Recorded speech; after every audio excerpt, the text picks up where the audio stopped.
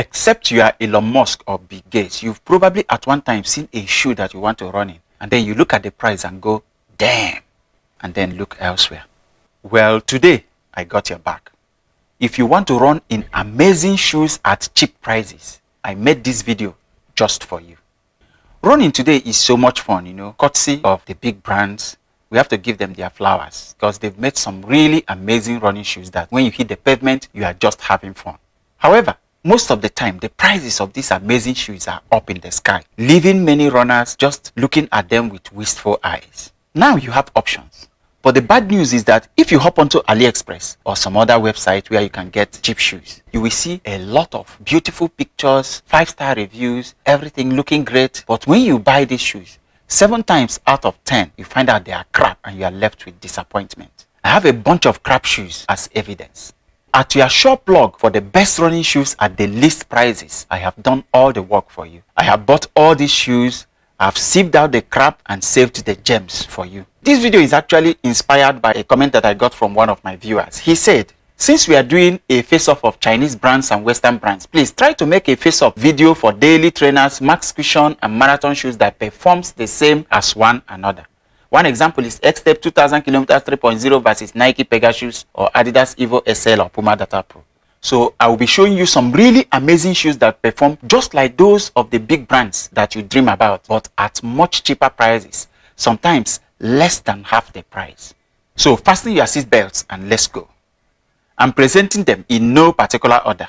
So the first pair that I have for you is the Nike Vaporfly 3 versus the BMAI Carbon 3. If you are looking for an all-out lightweight top racer, you've probably at one time looked at the Vaporfly 3. But at between $230 to $250, a lot of runners can only salivate and look the other way. Enter the BMAI Carbon 3. While the Vaporfly 3 weighs 210 grams, this shoe in the same size weighs just 200 grams. So it is 10 grams lighter than the Nike Vaporfly 3. While the Nike is costing between $230 to $250, the BMAI Carbon 3 costs approximately $127. In this shoe, you get a super light top racer that can offer close to what you are getting from the Nike Vaporfly 3. You know, I made a video comparing both shoes directly. When I ran in both shoes one after the other, the difference was not significant at all. In fact, the lighter weight of the Carbon 3 made me run easier. The Vaporfly has a slightly better overall comfort though. But if you consider that BMAI costs 50% of the price of that shoe, you will agree with me that that's a valid option. The next face-off is the Puma Magmax versus the 361 degrees Popblaze 5. If you are looking for a super stacked max cushion daily trainer for easy runs, the 361 degrees Popblaze 5 is your go-to shoe in the affordable option. Both the Magmax and the Popblaze have 46mm stack height with an 8mm heel-to-toe drop. The Magmax is 8 grams lighter than the Popblaze 5. It is also softer, but the Popblaze still has great cushion. My legs actually feel fresher after running in the Popblaze 5 than the Magmax. Probably because the Popblaze 5 has a better stability and wider toe box room. My first run in the Popblaze 5 was a half marathon run. And when I came back from that run, I felt like I just took a walk in the park. The next face-off is the Nike Alphafly 3 versus the Qiaodan Plaid Professional or the Qiaodan Plaid 1. Both shoes give one of the softest landings in running shoes. The Alphafly is maybe a little more responsive, but the Plaid is still very responsive. If you are not a competitive athlete trying to shave off seconds, you may actually not notice the difference. And then if you consider that the Plaid costs like half the price of the Alphafly, it's worth every penny. I ran my last marathon in the Plaid 1 and it was awesome. The next face-off is the Endorphin Elite 2 versus the Qiaodan Plaid 1.5. The Endorphin Elite wooed people with its softness. The Plaid 1.5 is also one of the softest yet decently stable running shoes too. It's just like the Plaid 1 with a little more stability added. And the shoe is very responsive. An amazing option to the Endorphin Elite 2 at half the price. Next face-off is Puma Deviate Nitro 3 versus the 361 degrees Flame 4. $160, whereas the Flame 4 is going between $100 to $130. Now, these two shoes are not exactly matched. The only reason why I matched them is because the underfoot feel of the two shoes feel closer. The Flame 4 is almost 60 grams lighter, and that's a lot. The Flame is much lighter, more stable, and more breathable, making it a superior super trainer to the Deviate Nitro 3. The next face-off is the Adidas Adios Pro 3 versus the Xtep 160X 6.0. The underfoot feel, the response are very similar. But why the Adidas is costing $230 or more, you can get the Xtep for about $140. The Xtep is 25 grams lighter. Over the long distance, the lighter weight of the Xtep was an advantage.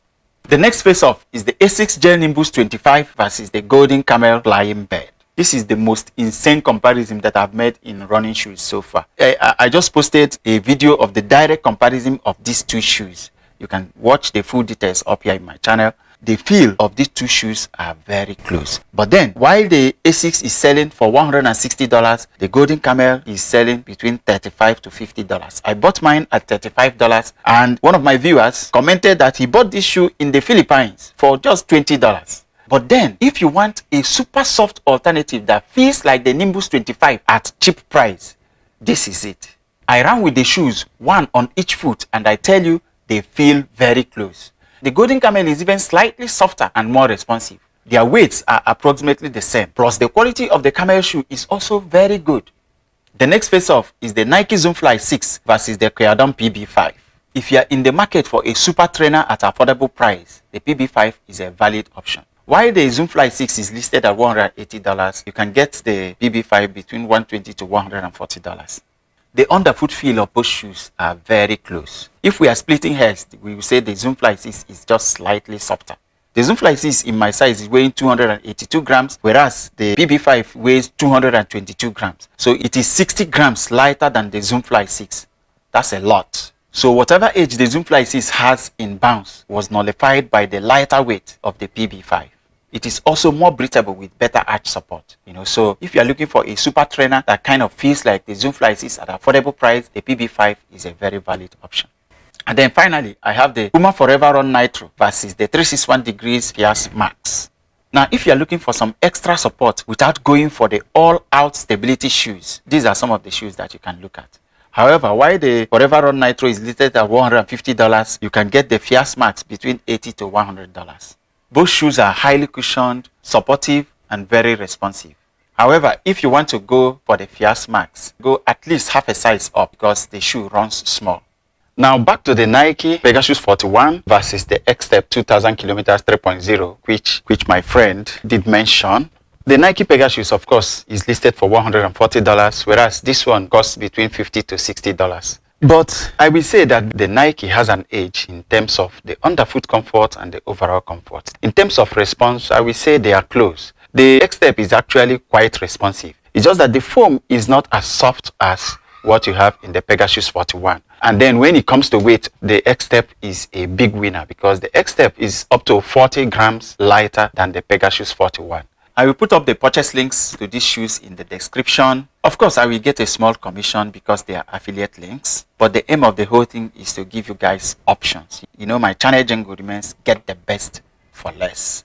Reviewing running shoes is an expensive hobby. So why not share the links of the ones that work? Please support our channel by using our link so that we can, buy more shoes and make more reviews for you guys. I run in these shoes and I make sure that they are awesome before I decide to put up the link. A sale is going on right now on AliExpress. You are likely to get discount codes that can remove 10 to 20% off your purchase. So I think that's it for this one, guys. Thanks for watching. I appreciate you all. See you in the next one.